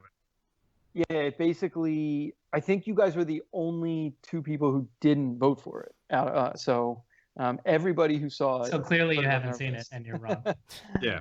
I'm wrong for not having seen it. No. Listen, I mean, like the part of the way that the voting works is like we all don't see every movie. It's why we have a lot of different voters. There was not a single movie that got voted on by every single person, which was interesting this year. So wow, that's yeah. All right, we're in the top 2. You can probably guess what they are. So nervous. But number 2 is 10 Cloverfield Lane. Oh. And I will kick it over to Eric. Heyo. Some might call it the best horror film of the year, John Schnorrs. I would. Everyone but Mark and I on the show. I know I would. To me, 10 Cloverfield Lane, the second I looked at the list, hands down, number 1 movie of the year. So I will say, I don't know what the rest of the list looks like. There's only one other movie on the list, and you 100% know what it is. Okay, well, I voluntarily... We'll see. We'll find out over the next hour and a half. I voluntarily left out Arrival. Because no one voted. We did it on the show, but I felt like it was so not horror, even though we make exceptions for that kind of thing. It would have been like top 5, maybe top 3. So I just want to say that. But no one else voted for it. So to me, Muppets Most Wanted had come out this year. To me, 10 Cloverfield Lane like blew me away. It was this just really tight, really tense, character-driven thriller. You've got this incredible cast led by John Goodman, who's just like a beast in this movie, and this great like rope-a-dope, right? Of you don't really know what's going on, and at several points in the film, you go back and forth between thinking it's different things, and then in the end, it sort of turns out to be both things that you think it might be, if that makes sense. And ties that together in this just completely batshit crazy ending. Like, if it weren't, the only other ending that I remember as fondly this year is The Boy. And The Boy is not as good as this, I will say that. Eric remembers The Boy fondly. It's like just The Boy, but slightly better. It's just, honestly, this movie was just fucking awesome. Like, when I think back to, like, Good Vibes from 2016, I think of how, like, amped up I was coming out of this movie. Oh, yeah. Excited about the whole thing. As Joe would say, butt clenching through the whole thing. You know, to me, it was like I think that, it's pretty obvious what the actual number one ended up being. And the quote unquote fun factor in this movie is what it pushed it over for me, because it's just a thrill ride from beginning to end. Yeah, I think we're all upset that Medea put out a horror movie this year and had to steal the number one spot. You know what's funny? I don't think it made anyone's worst list though. Boo, a Medea Halloween. I don't think anyone considered it a horror movie, and probably the five of us are the only ones who saw it. So why are we talking about Medea Halloween right now? Just to kind of piggyback on Eric, like a point that I think we made on the show is that like the thriller that encapsulates like 90% of the movie would have been a pretty good thriller, and the last sort of 10% either I don't want to say trivialized the movie or made it really special. And to me, that last 10%, it's this really amazing kind of tight home thriller that turns into something bigger by adding a bunch of kind of world building and tying into what will, I guess, be this franchise over years and years and years. So I thought like in terms of overall quality, it was such a high quality film, more so than anything else. Yeah. And obviously like John Goodman's performance in it was incredible. And I think like you just had a lot of great acting in it. You had a lot of great tension, awesome music. And it was so fun. Like I can't wait to go back and revisit it. I haven't seen it a second time yet, and I can't wait to go back and revisit it. This was my number one too, and as well, I should say, not number one too. I love this movie. We talked about it in the episode. Eric brought it up, and I mentioned it in my list on bloodygoodhorror.com in case you missed that.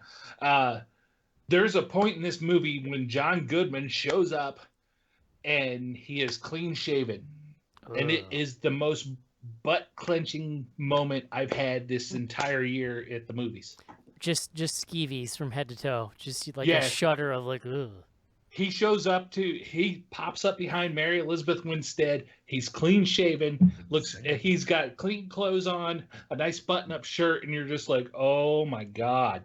And it just gives you chills. She's so good in this movie too. Like I think, a lot of credit gets given to him, but she's right up there with him, like carrying this film.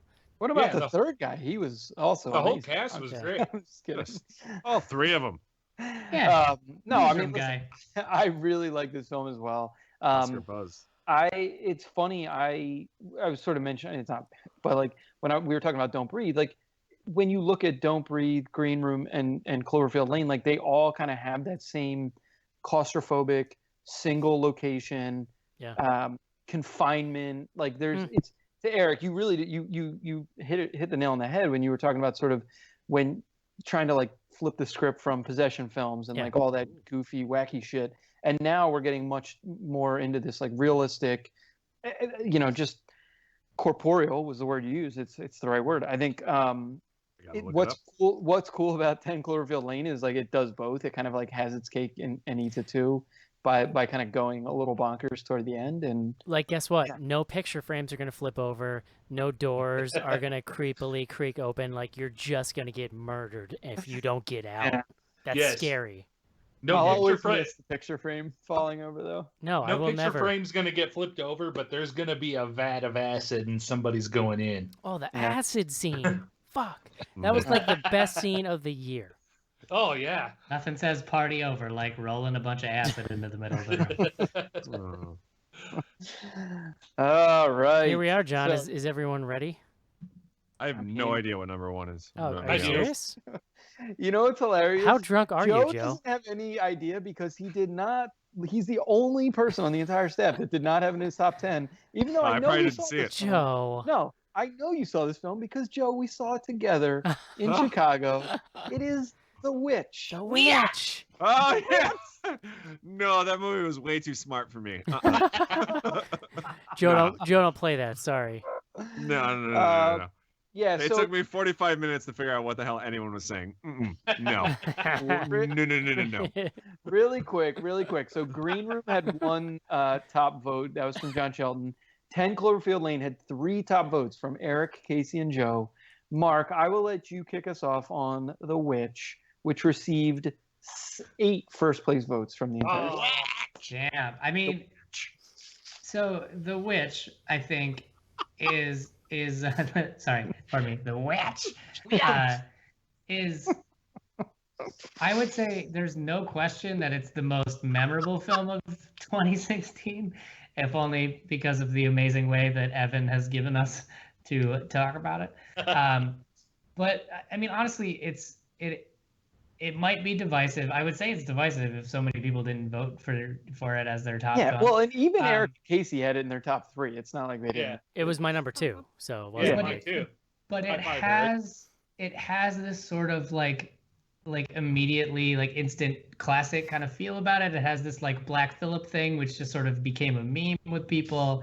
It's got it, you know, I have watched it again, and I actually think I enjoyed it more on the second viewing after I knew what to expect. I think this is a movie that people are going to be revisiting from years to come. A, to kind of just like figure it out, and B, also it's just like it's really intense.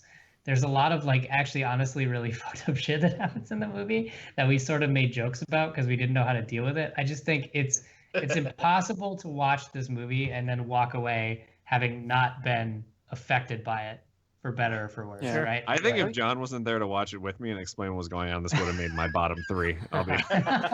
Joe, we were also several beers deep. So I was pretty well lit by that point. Yeah. See, but on the same track, this movie was my number 2, and while 10 Cloverfield Lane was a much more fun, visceral ride, and I'm not saying this to be complete snarky, it took CC on our episode talking about the ins and outs of this movie to make me fully appreciate it. The Witch. Well, I mean, that's fair. It like, to me, that is like, I had this at number 1, and like I Joe was joking, it's like it's too smart. It's a really, really smart film, and like what struck me about it so much, and I think it comes through in the actual film itself, is how like lovingly crafted it was. And certainly if you sort of like read anything about the way that, I think his name's Robert Eggers.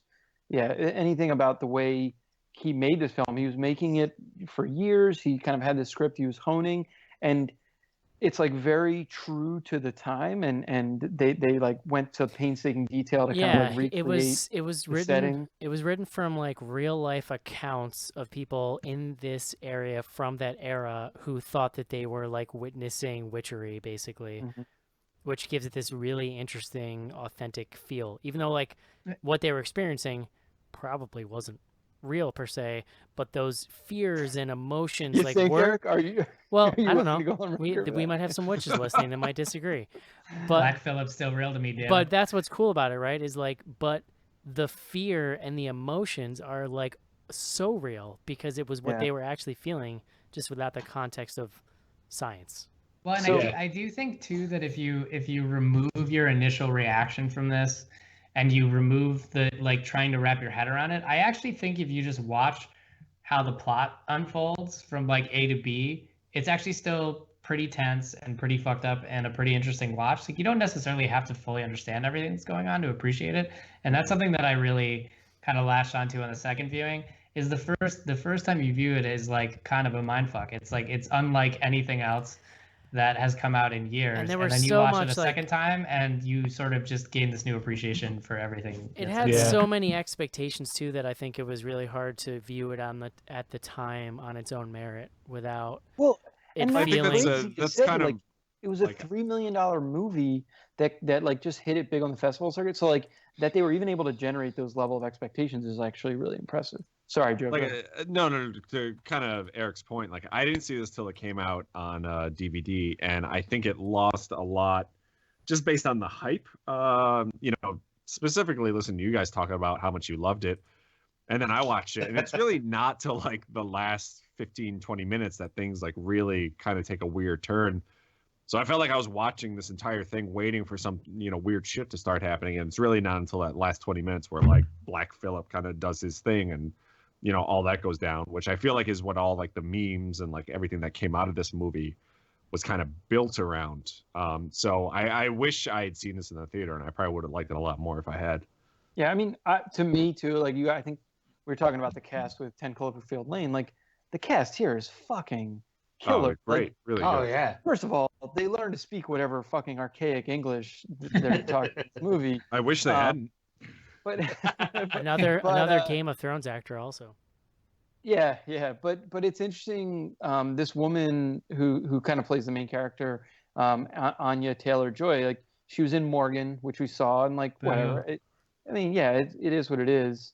But she's kind of the main character in Split, or one of the main characters alongside James McAvoy. So, I think it really kind of like launched her to a kind of whole new level. So it'll be really interesting to kind of say, I'm very interested to see what Robert Eggers does coming out of it, because to kind of have this as your first film is just, it's tough. Well, it's important to note right now too, though, as far as speaking about Robert Eggers, that this is our #1 horror film for Bloody Good Horror for 2016, and Robert Eggers has said on record that it's not a horror movie. Yeah, I know. Well, that's like that. That's some like pretentious director shit. Like, who else could you recommend this movie to other than people who enjoy horror movies? Well, yeah. I mean, I get his point. Like, I get it. I get what he's saying. I disagree with him, or at least, like, it's like out of his control to define the genre that his movie is. I think you could probably read that more too as like reflexive pushback to some of the marketing effort. Where like when you're a creator of a film like that, you've got to be really worried that, and this happened, it gets sold to a wider horror audience who is like not going to be down with your movie, and it happened to a large degree. So like, want to rename it to like The Goatening or something. So I wonder if some of those quotes are kind of more about just defensiveness than anything else, and I understand the reaction. Yeah, I can do that. All right, John. Eric, you want the final stats? So we had 15 voters. For those of you doing the math, we had 6 films receive #1, which is the same number of films as last year. Though the OG crew here on the podcast only had 2 different films, unlike last year where we had 4 different movies. I don't even remember what they were at this point. But yeah, there were 35 total movies that received a vote on any list. I think more interestingly, and we talked about it a little bit, on the worst list, we had 12 different movies receive worst of, and a total of 19 movies named on all worst lists. Those we only let people vote on 3. So the fact that you got such diversity is pretty astounding. Diversity. Probably, I'd be interested to see, John. Do you have any? Do you have a sense of the total movies voted on? Period. Yeah. Well, wait. You mean total number of movies that like were on any list? That's the 35. Was that high relative to other years? It felt high to me, but maybe because I'm just like so it's funny. It actually wasn't that high. I mean, it's if you want me to get into the statistics. So we had 15 voters and 35 movies. I actually do a stat that's average unique films per voter. And there was a year where we had 9 voters and 34 films. So that's like a lot more sort of diversity for the number of voters than we got this year. But we did have 35. It's the second highest number of films ever named on ballots over the last 6 years. Wow. So it's high, but we had a lot. We've more voters than we've had. We have a large amount of writers, and there's something really to the idea that on the show we're seeing a lot of stuff that the writers aren't seeing, and they're seeing a lot of stuff that we're not seeing.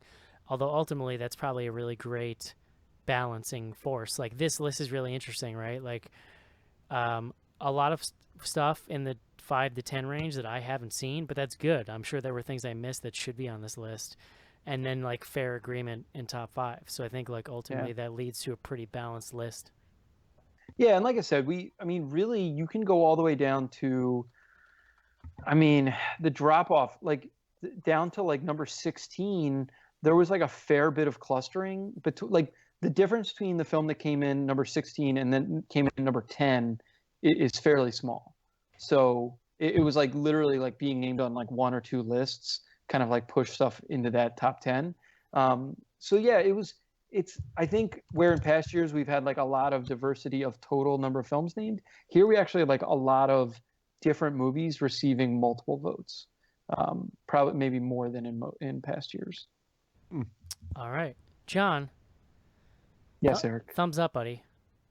Thanks, man. Nice. I love doing it. It's my nice, favorite time of year. Nice work in the schnarziest show of 2016. You know what? It was a pretty good year in horror. It's funny. When we were like maybe 3/4 of the way through the year, I remember like thinking about having to do this show and being like, wow, it was just really not a great year. I agree. And then I got to go back and see some stuff, and then we kind of did the list, and I was like, wow, okay. I feel like this was pretty decent. Like I feel like in past years we've kind of wrapped up with like, there wasn't anything great, but yeah, I feel like we had a decent crop of movies. I think we're kind of like in sync with each other this year a lot too. I love you guys so much. Our cycles are synced. Yeah. No, I mean, definitely. And I think, we've kind of called out some of the different trends that are starting to pop out. I mean, we're definitely seeing fewer of the sort of, we got Conjuring 2, but there's far fewer sort of those possession films, and we got just a lot more different stuff. There's a lot of stuff that got votes that we didn't see that I would be curious. Some of it like might get broader release, and maybe we can go back and check out in a revisit. But yeah, so it'll be interesting. Do you guys want to go to Disney World with me, guys? Yeah. We'll leave on Friday. We got to power through. We got to power through the rest of the show before Joe loses consciousness, guys. So let's take a quick break so that we can do some fan mail. Chud, check your basement and your bathroom. Keep off the street and try to hide. But remember, the dark is their place. The night is their time. And tomorrow, the only things living in the city of New York will be Chud. Chud. Cannibalistic, humanoid, underground dwellers. Chud. They're not staying down there anymore.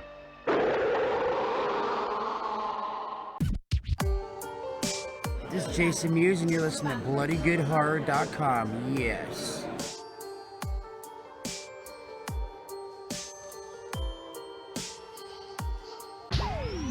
Send your emails to info@bloodygoodhorror.com or hit us up on Twitter at BGHorror with the hashtag AskBGH. And don't forget to pick up back episodes of the show at podcast.bloodygoodhorror.com.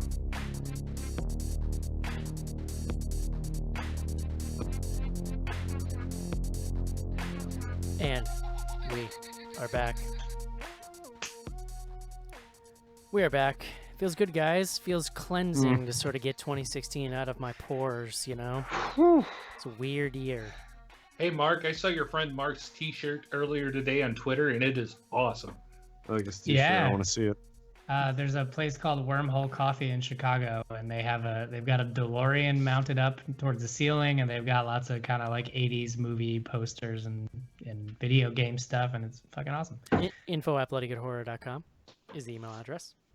Eric's having none of that. 2 emails for us tonight. First one, quick. Caitlin sent a listing to let us know that the Disappointments Room is now out on cable and VOD.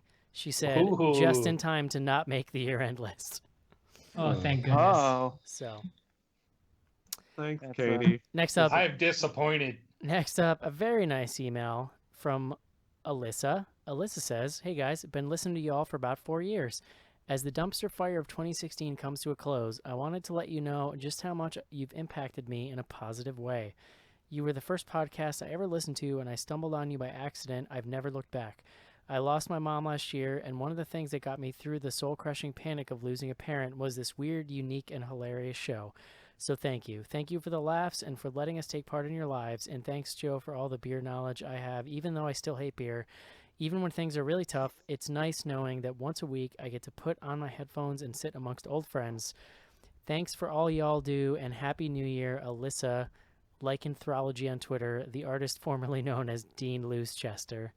Nice. Alyssa's been a long-time fan and writer of the show. Thank you, Alyssa. That is, I think, the perfect email to end 2016 on. That's awesome. Yeah, thank you so much. She had Dean Loosechester has been with us forever, and she's been a diehard fan, and she's never had anything but positivity. So 4 years to be exact. Amazing. Mark. Kudos to you. Info at Bloody Good Horror. We're also on Twitter. While you read tweets, Mark, I'm going to put these pictures of German princes back into the video for you. Because... Obviously, why wouldn't you? Yeah. Oh, now that we've reached that point of the show. All right, so we are following 2 hashtags on Twitter, the first of which is BGH Classics, which we use to keep track of silly quotes and observations and musings from past episodes of the show, which you can access if you are a patron at patreon.com/bloodygoodhorror. If you have one, tweet us with the hashtag BGH Classics, and if you have room, let us know what episode it's in so other people can find it. This first one is from That Baseball Joe. Can I keep my socks on? I have sensitive feet. That was Eric in the episode for The Witch. It's true. I do have sensitive feet, and I feel like that refers to the scene in the end. I guess I don't like. There's a naked person walking in the woods, and I remember thinking like that would really hurt my feet. Yeah. So. And I forgot my water shoes. I gotta say that made me chuckle when they sent that one in because I was like, yeah, I do. There you go. Mm-hmm. Next one, also from That Baseball Joe. We got a lot from That Baseball Joe this week. Cece's uncontrollable laughter after Joe calls her out for the loud keyboard noise. Episode 378, The Darkness. Was that the show she was super drunk on? Yeah. I think. That was the best. That was good. Listen, we've all got at least one. It happens to the best of us. It's literally happening to Joe right now, so it's fine. I think I'm holding it together, guys. Yeah, agree to disagree. This next one is from That Baseball Joe. Also, if the purge breaks out, I'll bring the hammocks in first, then work with my family. That's from Joe, Southbound, episode 381. Okay. Oh man. Any idea what that reference? Yeah, I don't know. Last one on BGH Classes from Danny JPEG. Every damn deep V-neck. God damn it, Schnars. Schnars had a run. Schnars had a run with the deep Vs. I mean, that was really like 2016 was the year that BGH went like live in living color to your living room every week if you so chose. And I think we really started like learning stuff about what we wear after work when we're lounging around. And also, let's be clear, John's kind of on the road right now, and the only reason he's not wearing a deep V is because he has to be around other people that are not his immediate family. What I learned is that I'm not ashamed of it at any level. What I learned is that a lot of times what Schnars is wearing is the deep V like undershirt that he wore under his real shirt at work, and he just sheds that off, and he's just there. That's all of my deep V. Some days John wakes up, and by some days I mean most days, and says, this shirt has too much neck. We also learned that Mark's wardrobe is very sensitive. It's like clothing of a sensitive man. Especially since he got Harry Potter glasses. I wear a lot less sweaters now that I'm living in Florida. But you can dump those. But now you can wear those button-down V-necks you like and just open them up because it's so hot. Oh, it's just no undershirt. Well, you gotta unbutton the lower buttons too. Is clutch. So unbutton all of them, but the top button. Is that what you're saying? Extra airflow. Yeah. Mm-hmm. All right, cool. We also use the hashtag AskBGH to keep track of questions. I really like the Florida thing, and I don't know if you've seen this yet, Mark. It might just be a Southern Florida thing, but where you take the front of your shirt that normally covers your gut, and you just put it up over on the back of your neck, so that your whole like chest and gut area is just airing out. Have you seen that? No, that is 100. That's 100% a South Florida thing. Dudes in Florida love that shit. I've seen that on the Jersey Shore. It's a staple. To be fair, here in Indiana, that's me in like an hour. Just gotta air that gut out. Take your shirt off. Just don't wear a shirt. Maybe you want your like upper arm area. Maybe you're modest by your shoulders and the back of your neck. I don't know. Yeah. Fuck knows, man. All right. First one is from Rousey11. Could Mark tell me his thoughts on 31? I feel like he must not have been on the show, as I don't remember him mentioning it. I was 100% on that show. Don't steal my jokes, Rousey. Whatever. Fuck you guys. I quit. Next one, Nerds of Gore. What movie did you go watch not expecting to enjoy but did? I would say The Boy, 100%. Yeah. I'd say The Boy, and I was surprised Ouija didn't make anybody else's list. Yeah, that was one okay. It was all right. After I saw it on other people's lists, I was like, shit, I kind of like that movie. I thought maybe I should have put it in there. For me, at this point, Supernatural list pretty much like automatically you're not on my list unless you did something incredible because I just don't I don't give an F anymore. Well, that's racist, but you know. Against ghosts? Yeah. It's ghost. Whatever. I'm gonna go with Dead Americans, Joe. I'm gonna go with The Shallows. I had very low expectations, and they were exceeded pleasantly. Yeah. I did catch The Shallows at the end of the year cram, and it was pretty good. It was no Jaws, but it was good. Well, yeah. I mean, come on. We're not calling it Jaws, Casey. I had to get it in there. We're not savages. Shout out to MOK Films for that memed out picture he posted to me when he said you hated yoga hosers, but Moose Jaw's just around the corner. To which I replied, I'm still actually somewhat excited about Moose Jaws, and I have no idea why. If it's more Tusk than yoga hosers, I'm in on it. I'm just gonna go back and watch Tusk. It's such a weird sentence, but yeah, I totally agree. Actually, there's a balance between yoga hosers and the one that John mentioned. So, and I hope that's it. Tusk, yes, that's it. Tusk. Next one's from RJC. Will Joe go to dinner with me? Probably not. Okay. Who's paying? That's the question. Oh, interesting. Yeah. If I'm paying, no. If we're splitting, no. If he's paying, yes. Okay. I think we settled it. If he's paying and we get to sit at different tables, yes. Definitely. Definitely.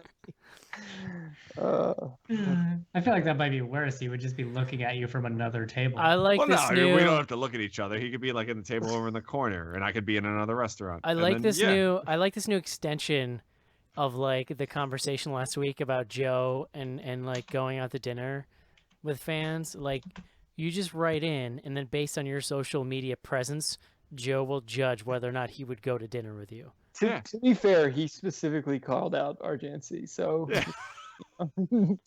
I salute him for writing in, for tweeting.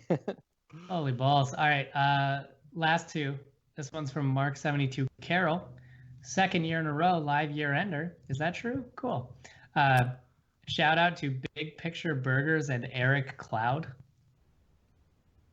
I don't know what that means, but I like it. I could Google those things, but I'm not going to right now. I'm gonna steal Big Picture Burgers as my rap name. I don't fucking know what it means. Yeah. Big Pick. That was my nickname in high school. BPB. Oh, nice. 2016, new shit. Hova. BP Burger. For you. Yeah. Last one. It's from the Rob O'Neill. 31 or Halloween 2? 31. 31. I haven't seen Halloween. I was gonna say I haven't seen Halloween 31. I haven't seen Halloween 2, but I will still say 31. Rob Zombie's Halloween 2 is an abomination that should never be spoken of again. Let's put it that way.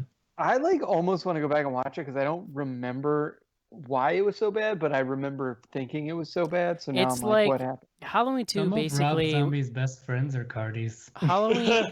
Halloween 2 is basically like he heard all the criticisms of Halloween 1 and then said, F you, I'm going to take all those things you guys hated and crank them up to 11 just because I can. And then he made a movie based on that. Basically. I feel like Halloween 2 would be a really fun, like, what are we shooting for episode 500 in like a year and a half or so? To just review it again. Yeah, I feel like that could be really fun. I've always wanted to let fans like select a list and then let fans vote on the movie that we should review again. I don't know. I don't know if there's anything that's worth a re-review at this point. I don't think I can handle my soul to take again. Rob Zombie's probably rich and doesn't wash his fucking hair, so I don't trust anything he does. No, he digs through those ditches and burns through those What witches. Mark's saying is if you're rich, wash your hair. Dragular. I'm a witch. I'm a lover. I'm a child. I'm a mother. Something. Topical. I do not feel the same. It's been a year, huh? It's been some kind of year, John. So much. Ah, Christ. Who's ready to go to bed? Well, Joe's daughter has emphysema. You should probably attend to her. Yeah, she's got the whooping cough. I gotta go take care of that. John. Yeah, Joe, you might want to convince her to go down to 1 pack a day. She just shot me the nastiest side I have ever seen. Should she be awake right now? It's like 9:49, Joe. Yeah, I'm still in the Central Time Zone, buddy. All right. Oh, gotcha. It's also Christmas vacation, so kids get to do whatever the hell they want. John Schnars. Yes, Eric. What's happening next week? I believe we're going to take a week off to recover from 2016. Yes. We will be returning. So the first films of next year come out on the 6th. So it'll be like the week after. So look for us like the 9th to the 10th. And what's something in theaters or? Yeah, it's the fucking Underworld Blood Wars, bro. Oh, yes. Yes. Underwear Blood Wars. Duh. Let the bodies hit the floor. I remember now. And John, just to refresh, the Bloody Good Horror's #1 movie of 2016. The Witch. The Witch. I'm a witch. I'm a lover. I'm a child. I'm a mother. Also, Eric's #5 movie of the year, Pride and Prejudice and Zombies. The two most important takeaways from this show. Hey, I just want to throw out there that if you did not have Phantasm Ravager in your top 10, you're not a true fan. You're smart. There you go. If you did not. All right, you guys. and Reggie Bannister have that thought in common. If you didn't have it in your top 10, you probably saw it. Reggie Bannister officially told me in person I was a badass motherfucker, so eat me. Oh, are you calling your journalistic integrity into question, Casey? A flattering. And then he asked you if we could get $5 for some Subway. Did anybody ever actually think I had journalistic integrity? Fair. No. All right, guys, that's going to do it for the shit show that was 2016. We are glad to have you on this journey, and especially if you are patrons, you signed up to support Bloody Good Horror throughout 2016. We have great appreciation for that support. We're glad you guys are enjoying what we do. And if you want to see more, hit us up. Let us know what you want to see. This is Bloody Good Horror signing off for 2016. Hope you enjoyed the year. We'll talk to you in 2017. Happy New Year. See you. Make Bloody Good Horror great again. Bye-bye.